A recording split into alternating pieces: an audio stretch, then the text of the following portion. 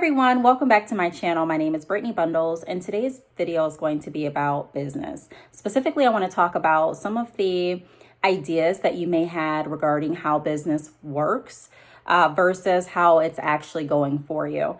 A lot of times when we start anything, we have these ideas and these hopes and goals and dreams of how our business is going to run, how successful we're going to be, how quickly we're going to receive orders. And sometimes our experience just is not like that, especially in the beginning. So I want to talk about some things that I wish I would have known before I got started in the hair industry, and some things that I think will help other entrepreneurs that are interested in growing their business or even starting their hair business. So before we get into this video, if you are interested in more video related content, be sure to check out the playlist on this channel.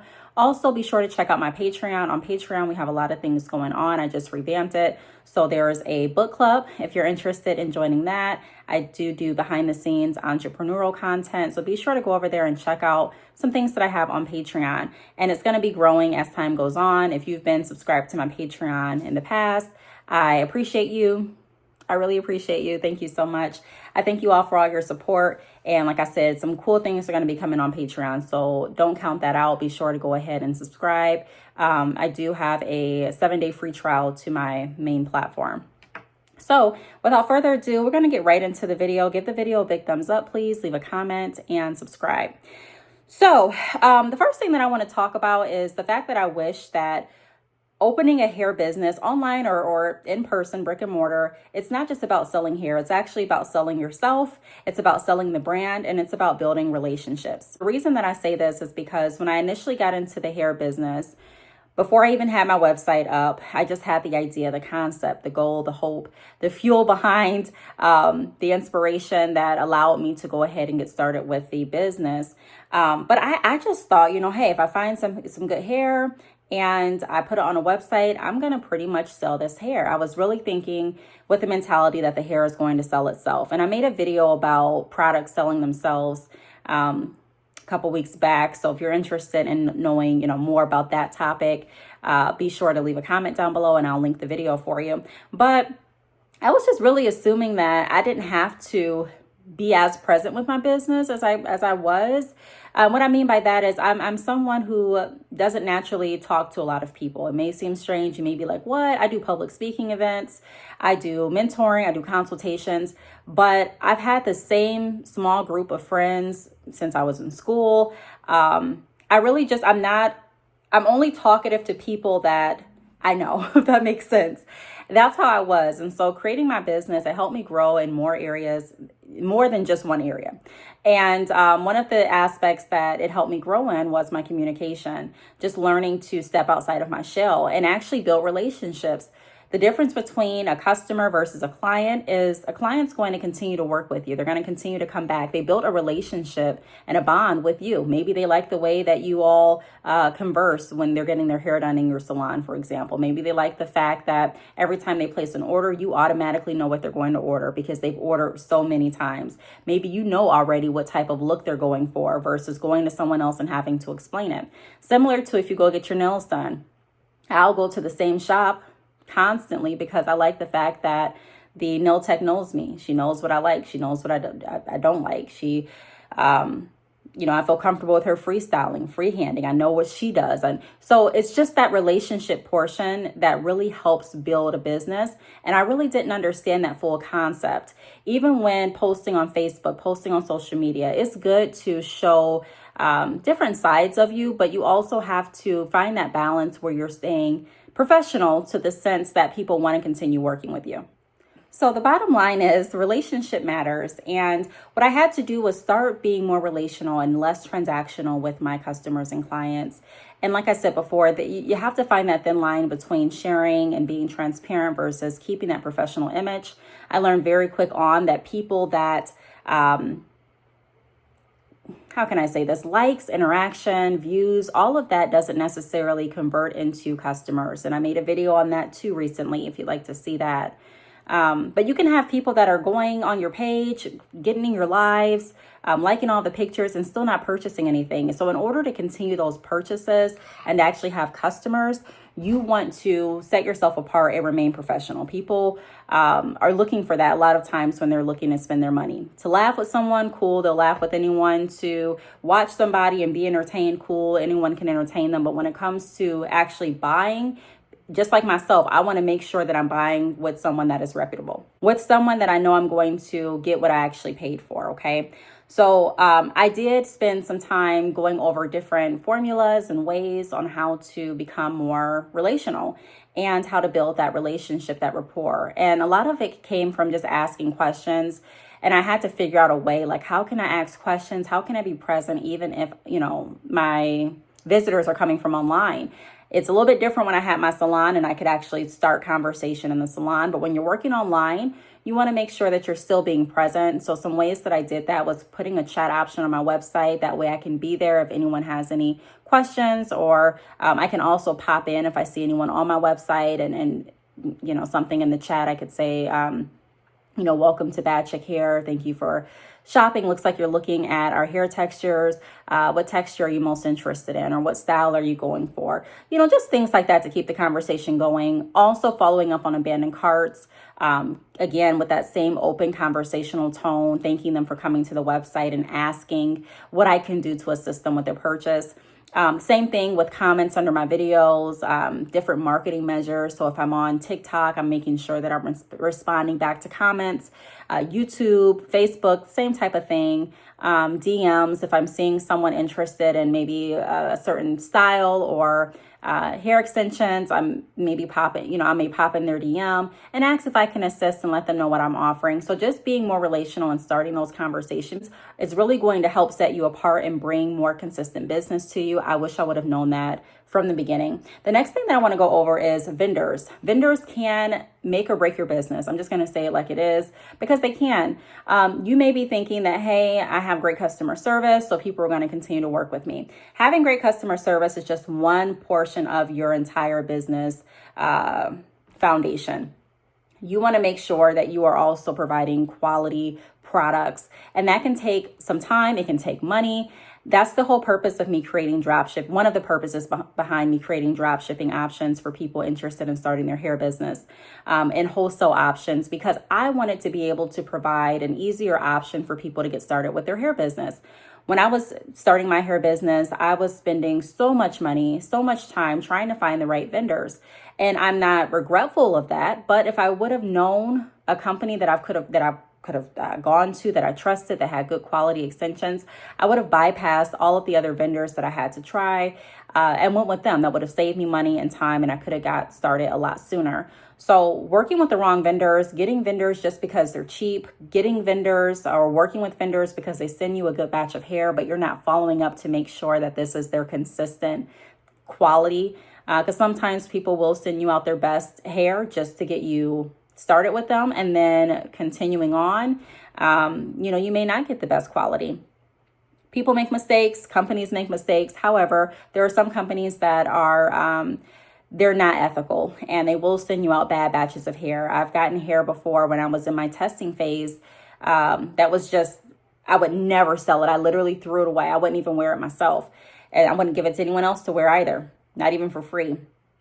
And that's just how bad it was. So I tested every vendor multiple times to make sure that this was their consistent quality. Also making sure that you have good communication. Also making sure that if your vendor does something wrong, they're an accountable business partner. They're able to acknowledge that they did something wrong, and they're willing to work with you and fix it. And the longer that you work with businesses and vendors, in my opinion, the more respect and relationship you all build on that end. So I find it easier now for me to get my questions answered a lot sooner. I don't really have as many questions though now, so that may be a big part of it too. But I also am able to let them know, hey, I don't want this type of hair. Hey, I want this type of hair. Hey, send me a picture of what you're sending out before you send it, because we have that relationship. I've spent thousands and thousands of dollars with them already, working with them for years. And so the relationship is different there. And so if you were working with drop shipping, let's just say you signed up for my drop shipping option on my website, the hair that's being sent to your customers on your behalf is from a vendor that I've worked with for years, for a vendor that I have a relationship with. So it helps to have a relationship, whether you're talking about your customers and clients or your vendors. You want to make sure that you have that business relationship there, and that it's not just transactional on that side either, because that can break your business. Even though you're getting hair from a vendor, if that hair has your name on it, once you send it out, customers don't care about what's happening in the background. They want to make sure that when they spend their money with you, they're getting what you promised that they're going to get. They're getting what you advertise they're going to get. And if you can't do that because your vendor is not being consistent with their quality, but you still have a business to run, and vendors know that too. So the chances of you just finding another vendor that same day without going through and testing their products and making sure their communication is thorough and efficient is really low. And so I always recommend to have multiple vendors, even if you don't have multiple vendors, to at least have a drop shipping plan with a company in the background going, just so that you know, if, hey, something goes wrong with my vendor, I can still continue to run my business. I can still send out good quality hair. Another thing I wish I would have known is that there are going to be some days that you feel discouraged.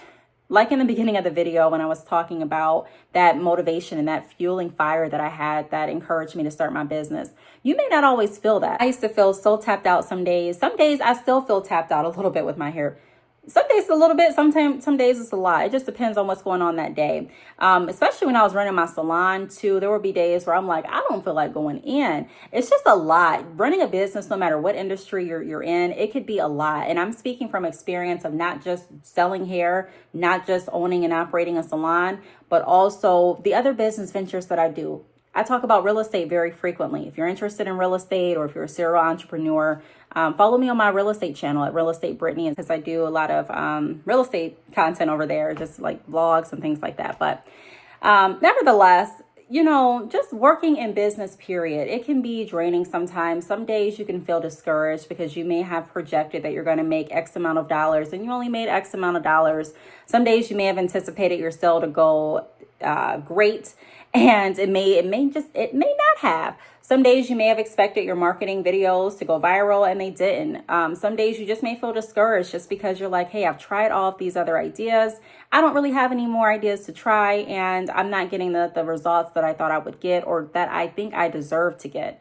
So I wish I would have known that too, that some days are going to be, I didn't expect that all days would be perfect, or all days would be, how I intended them to be. However, I didn't really expect for me to have days where I'm like second guessing, did I do the right thing? When I started my hair business initially, I completely stopped. It wasn't until I had a talk with my brother that I decided to get back into selling hair, and I actually stuck with it. Had I not had that conversation, I don't know if Bad Chick Hair Salon would have ever come into reality. I don't know if I would have created a podcast. I don't know if I would have been on this platform right now. I've been talking to you all.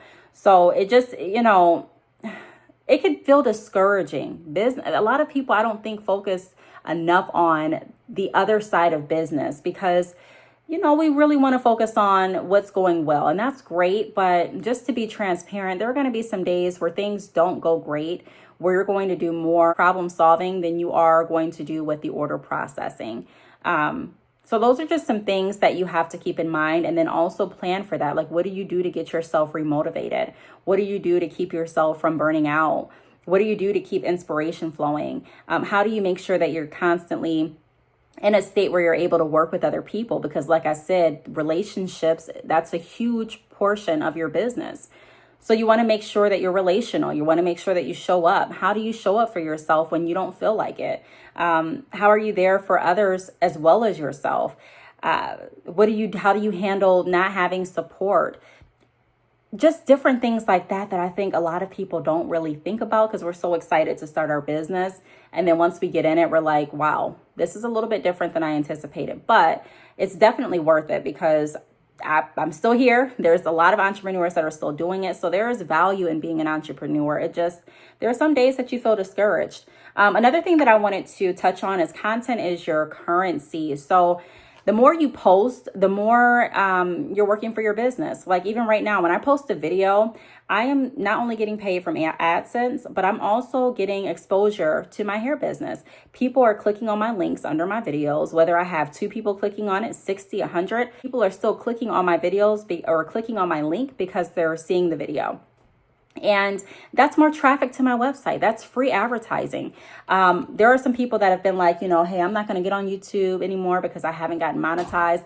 I was on YouTube very frequently, even when I wasn't monetized, because why not? It's free advertising. People are on YouTube. People are on TikTok. Personally, I'm not a social media person. If it wasn't for my businesses, I wouldn't be on social media. I feel like everyone that I need to talk to, they have direct contact to me, and vice versa. I have a direct contact to them. I don't really feel the need to have to share what's going on in my life. Like I said, I do it because I'm on YouTube and it's my job at this point. This is what I do. But I still don't share a lot of information. And, I still enjoy just keeping my business, kind of about business. But nevertheless, the point of me saying all that was, if I wasn't for the benefits of social media, marketing, advertising, spreading the word about what I'm doing, I wouldn't be on it. So this is a huge portion, a huge part in growing your business. It's not necessarily about what you like at this point. It's about what your business needs, if that makes sense. Now, you want to find a good balance. You don't want to do something that's against what you like or against you just to make your business grow, because eventually it won't be enjoyable for you. You'll find that you're doing something that really isn't yours. It's really not true to you. And that takes the fun out of it. And that takes the passion and the fire that's needed to show up every day out of it. However, you do want to make sure that you are looking at different ways to promote yourself, content.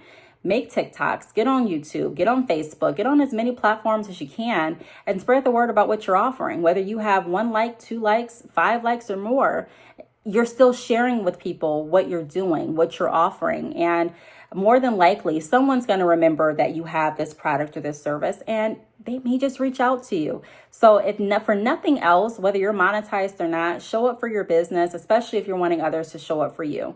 I think that it is a good reminder to ourselves that, hey, sometimes we're looking at everyone else's support, but we haven't even supported our business. We're looking for everyone else to believe in us, but we don't even look like we believe in us. We haven't posted in months. We're not consistent. We post here and there. Our posts are not really professional looking. We just put something out there. I had to go back through some of my pages, even on Patreon, and look at my posts, and I'm like, wow, this does not look professional at all. And I'm just trying to be better every season I can.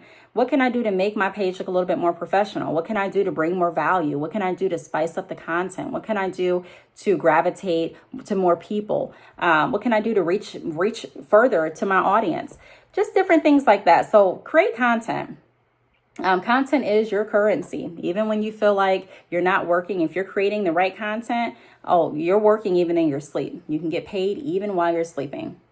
And then the last thing that I want to go over is the fact that your circle may not support you, but just build anyways. You may go into business thinking, hey, I'm going to have all the support. Hey, people may have told you they were going to support you, but you may realize that that's not the case, or people may feel like they're supporting you and you don't feel like it. Everyone supports differently. But what I've realized is that the world is bigger than my circle. The world is bigger than my friends, my family.